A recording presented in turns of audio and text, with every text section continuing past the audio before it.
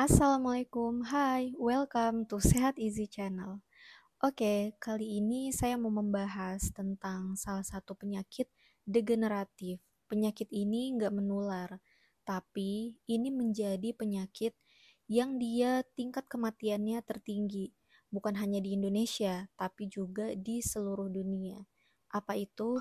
Yap, itu adalah penyakit jantung atau kardiovaskuler. Penyakit jantung adalah penyakit degeneratif yang tidak menular, yang dia terjadi kenaikan kematiannya setiap tahun. Dari tahun 2013 itu 0,5% sampai ke 2018 itu naik jadi 1,5%. Wah, itu lumayan signifikan ya. Dan penyakit jantung dan pembuluh darah ini bukan hanya diderita oleh orang tua atau di usia lanjut seperti 40-50 tahunan, tapi bahkan udah bisa dialami mulai dari usia 20 tahunan. Semua ini nggak luput dari akibat pola hidup kita yang salah gitu, seperti jarang makan yang sehat, jarang olahraga, kebiasaan mungkin udah merokok, minum alkohol, stres berat. Ini semua bisa mempengaruhi kesehatan pembuluh darah kita dan terjadi peningkatan serangan jantung di bawah usia 40 tahun. Meningkat 2% setiap tahunnya dari tahun 2000 sampai 2016. Penyebabnya adalah penyumbatan pembuluh darah atau aterosklerosis. Oke, nah sekarang kita bahas tentang apa itu aterosklerosis. Aterosklerosis itu adalah penyumbatan pada dinding pembuluh darah arteri. Nah, pembuluh darah arteri ini adalah yang dia menyalurkan oksigen dan juga nutrisi ke dalam sel-sel tubuh kita. Jadi ini peranannya itu sangat penting karena pembuluh darah arteri ini tugasnya adalah untuk mengalirkan darah dari jantung menuju jantung, kemudian ke seluruh tubuh. Nah, ketika terjadi penyumbatan, ini adalah adanya penumpukan plak kolesterol pada dinding pembuluh darah, sehingga pembuluh darah itu mengeras dan juga menyempit, sehingga oksigen dan nutrisi itu nggak sampai ke dalam organ-organ tubuh kita yang membutuhkan. Nah, jadi pembuluh darah arteri juga dia sebagai pembatas atau barrier antara darah dan dinding arteri. Yang ini penting banget supaya nggak masuk agen-agen penyebab penyakit di dalam nutrisi yang lagi disalurkan ke seluruh tubuh kita. Nah, dan perlu sobat sehat ketahui adalah bahwa aterosklerosis ini itu adalah penyakit yang dia jangka panjang. Jadi biasanya itu dimulai dari usia 20 tahunan itu tanpa gejala. Jadi ketika terjadi penumpukan plak gitu pada pembuluh darah, itu sama sekali nggak ada gejala sampai akhirnya dia itu bakal menumpuk gitu, dan akhirnya baru terjadi gejala stroke. Nah, kemudian dari mana sih dimulainya aterosklerosis ini? Jadi ada beberapa tahap penyumbatan pada pembuluh darah. Yang pertama adalah masa disfungsi endotel. Nah, endotel itu adalah pembuluh darah kita. Itu ya, yang dia tuh bentuknya kayak pipa atau saluran. Disfungsi endotel ini tuh dia disebabkan beberapa hal. Pertama karena dia punya hipertensi, diabetes, kebiasaan merokok, kemudian overweight atau dia obesitas. Nah, dan akibat semua itu menyebabkan endotel kita itu rusak. Padahal fungsi dari endotel itu sangat urgen. Jadi, lapisan endotel kita itu berfungsi banyak hal. Itu dia sebagai vasokonstriksi dan vasodilatasi, atau dia berkontraksinya pembuluh darah dan juga melebarnya pembuluh darah. Ini benar-benar dibutuhin supaya tetap pembuluh darah itu elastis dan dia kerjanya itu bakal lebih optimal untuk menyalurkan makanan dan juga oksigen ke seluruh tubuh kita.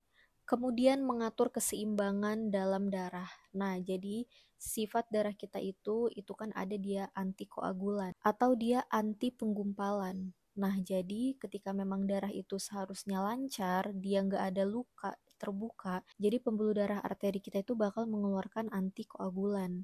Nah, tapi dia juga bakal mengeluarkan prokoagulan ketika memang kita itu terjadi luka. Kemudian mengatur respon antiinflamasi. Nah, jadi pembuluh darah kita itu benar-benar hebat, dia bisa untuk sebagai antiinflamasi. Jadi, sel endotel kita itu bakal mengeluarkan sekresi kemokin yang dia itu akan mengaktifkan leukosit atau dia sel darah putih supaya bisa segera menyembuhkan infeksi atau peradangan dalam tubuh kita akibat luka. Kemudian sel endotel juga dia mengeluarkan nitrit oxide. Dia itu yang berperan untuk vasodilatasi atau melebarkan jalannya pembuluh darah. Nah, ketika endotel ini rusak atau terjadi disfungsi, maka bakal mudah banget untuk terjadi penumpukan plak pada pembuluh darah. Nah, dan plak ini itu disebabkan karena kadar kolesterol jahat yang tinggi di dalam tubuh kita, atau LDL dan juga trigliserida. Proses aterosklerosis ini memang dia nggak dalam waktu yang cepat ya, kronis. Ya, ada fase yang pertama menimbunnya atau menumpuknya lapisan lemak di dia dinding pembuluh darah atau namanya lapisan intima. Bakal muncul tuh strik-strik, fatty streak, lemak-lemak gitu ya, yang halus yang dia tuh bakal menempel. Karena sifat dari LDL itu adalah dia mudah untuk menempel di dinding pembuluh darah kita. Kita harus memperbanyak asupan HDL. HDL ini dia yang berfungsi untuk mengikat LDL, trigliserida, untuk keluar dari dalam tubuh kita. Tapi ketika jumlah LDL itu lebih banyak di dalam tubuh kita, gitu ya, kadar kolesterol yang tinggi atau hiperkolesterolemia, nah maka ini bakal menyebabkan menumpuknya fatty streak. Nah, karena dia lapisan lemak itu yang dia mengumpul gitu ya, melapisi dinding pembuluh darah kita.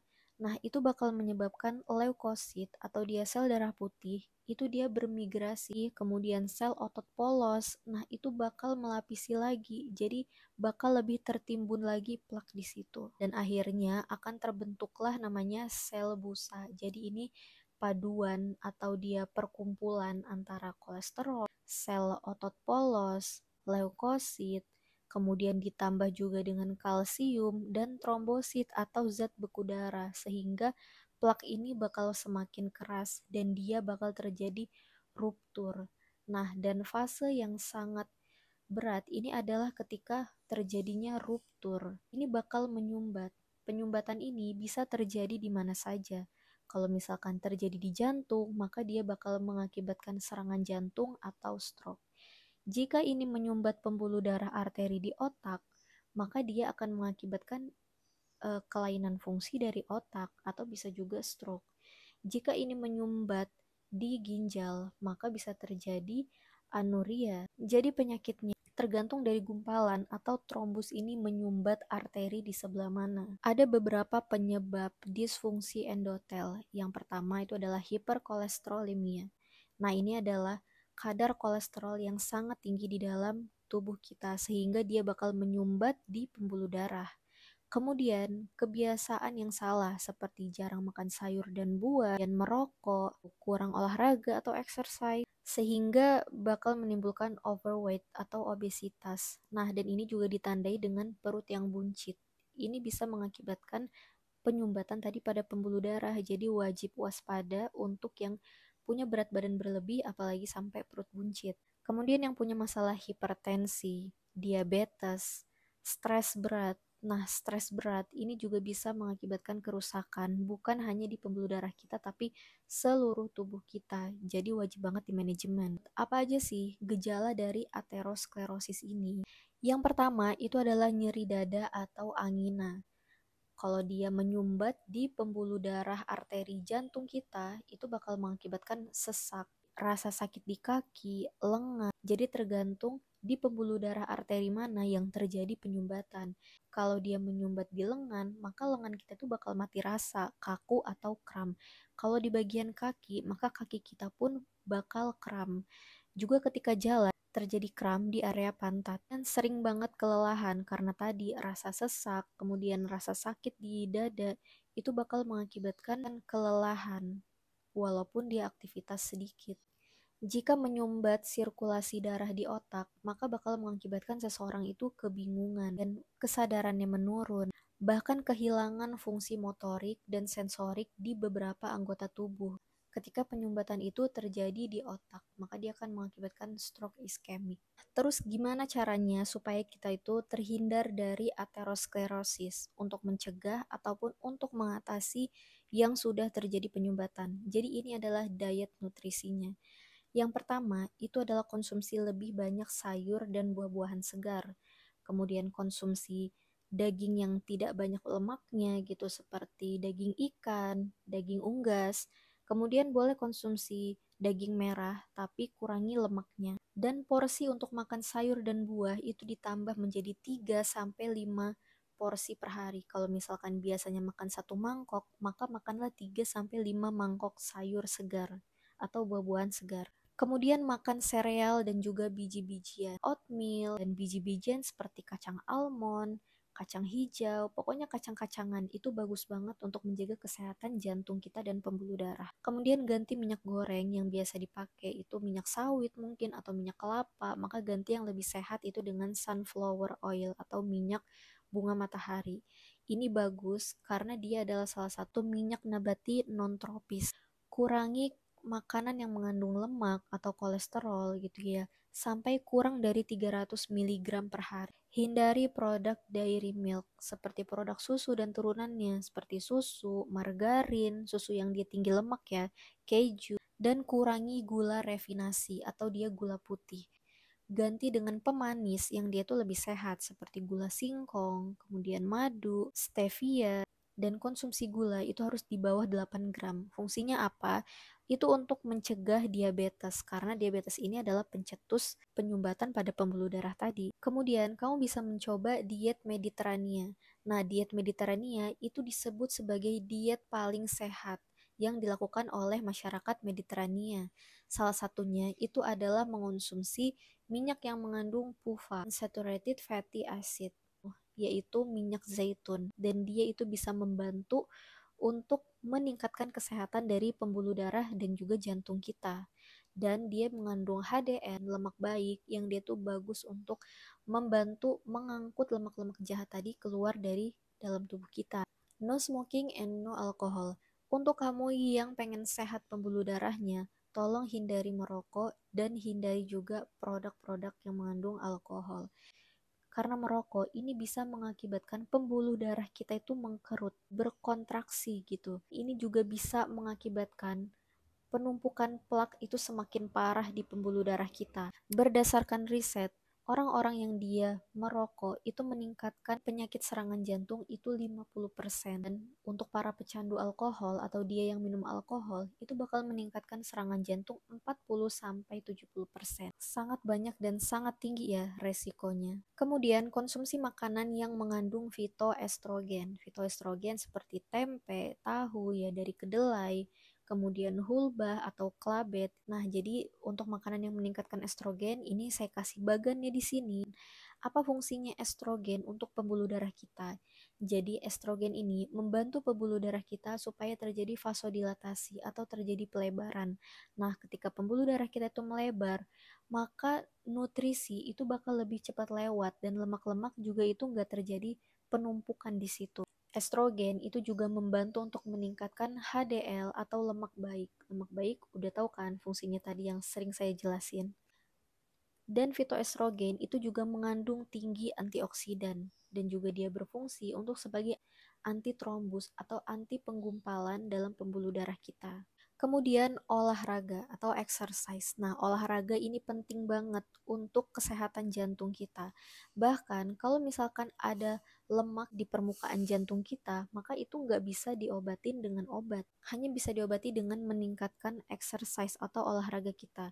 Apa aja sih olahraga yang bisa dilakukan untuk meningkatkan kesehatan jantung? Itu adalah olahraga aerobik. Olahraga aerobik seperti berenang, berjalan, kemudian bersepeda, main bola basket, main volley, itu bisa 20 sampai 30 menit setiap harinya. Itu membantu banget untuk jantung kita lebih sehat. Kemudian, aktivitas yang kita lakukan sehari-hari itu juga termasuk dalam bentuk olahraga, seperti menyapu, mengepel, cuci mobil gitu ya, cuci motor.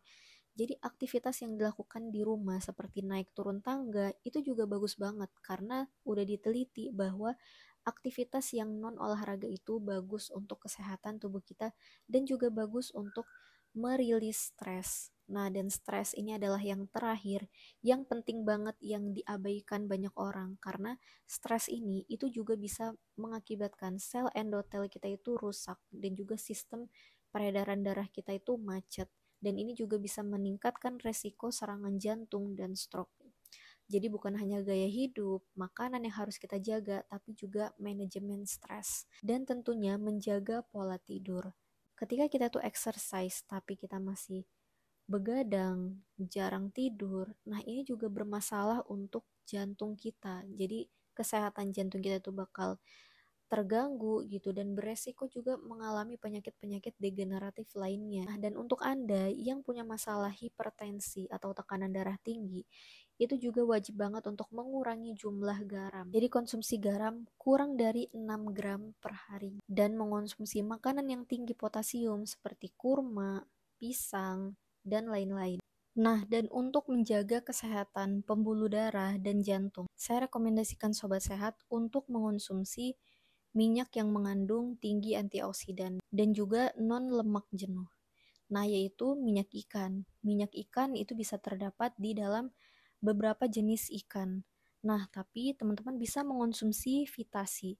Fitasi ini itu dia mengandung minyak ikan, minyak zaitun, minyak habatus sauda, dan dia itu lengkap banget vitaminnya yang larut lemak, yaitu ADEK, mengandung EPA, DHA, yang bagus banget untuk menjaga kesehatan jantung dan juga pembuluh darah. Jadi buat yang punya masalah hipertensi, kemudian kolesterol tinggi, kemudian juga diabetes, ini saya rekomen banget untuk mengonsumsi Vitasi ini. Untuk minyak zaitunnya, itu minyak zaitun yang original dan dia yang terbaik, itu bisa mengonsumsi virgin olive oil ini. Karena minyak zaitun seperti yang saya sebutin tadi itu banyak banget manfaatnya untuk kesehatan pembuluh darah dan jantung kita. Kalau misalkan teman-teman sudah terlanjur menderita stroke gitu ya, penyakit jantung, terjadi penyumbatan pada pembuluh darah atau aterosklerosis, maka saya rekomendasikan untuk mengonsumsi lancar darah kapsul. Nah, lancar darah kapsul ini formulasi berbagai bahan herbal yang dia itu bermanfaat untuk melancarkan peredaran darah, untuk mencegah penyempitan pada pembuluh darah, untuk melancarkan aliran energi, antiflogistik, antiinflamasi, antioksidan. Bagus untuk penderita penyakit hipertensi, jantung, dan juga penyakit ginjal. Nah, dan untuk yang punya masalah stroke iskemik itu ya, yang terjadi penyumbatan di jantung atau terjadi penyumbatan di otak, saya rekomendasikan untuk konsumsi Iskemfor. Nah, Iskemfor ini bagus untuk dia penyumbatan pada pembuluh darah, terutama yang dia memang udah membentuk trombus gitu. Karena ini bukan hanya untuk meluruhkan trombus atau gumpalan tadi pada peredaran darah, tapi juga dia untuk memperbaiki fungsi organ. Fungsi organ jika emang menyumbat di jantung, dia bakal memperbaiki fungsi di jantung, jika menyumbat di otak maka dia akan memperbaiki di otak, begitu juga di ginjal dan lain-lain. Nah, dan ini juga membantu banget untuk penderita epilepsi dan juga untuk penderita autis. Ini bisa melancarkan peredaran darah ke otak atau neurotransmitter atau saraf kita. Nah, kalau misalkan teman-teman punya penyakit seperti tadi, teman-teman bisa konsultasi dengan tim Herbalis Sehat Easy. Linknya saya kasih di kolom deskripsi. Thank you so much untuk teman-teman yang udah nonton dari awal sampai akhir dan saya harap ada manfaat yang bisa teman-teman dapetin di sini dan teman-teman bisa share video ini ke saudara, ke kerabat, teman-teman yang mungkin punya masalah yang sama atau perlu banget untuk menonton video ini supaya terhindar dari aterosklerosis atau penyumbatan pada pembuluh darah tadi. Jika kamu merasa video ini bermanfaat, maka jangan lupa like, komen, kemudian share. Juga jangan lupa subscribe. Oke, saya Lutfi Ramadhani dari Sehat Easy. Wassalamualaikum warahmatullahi wabarakatuh.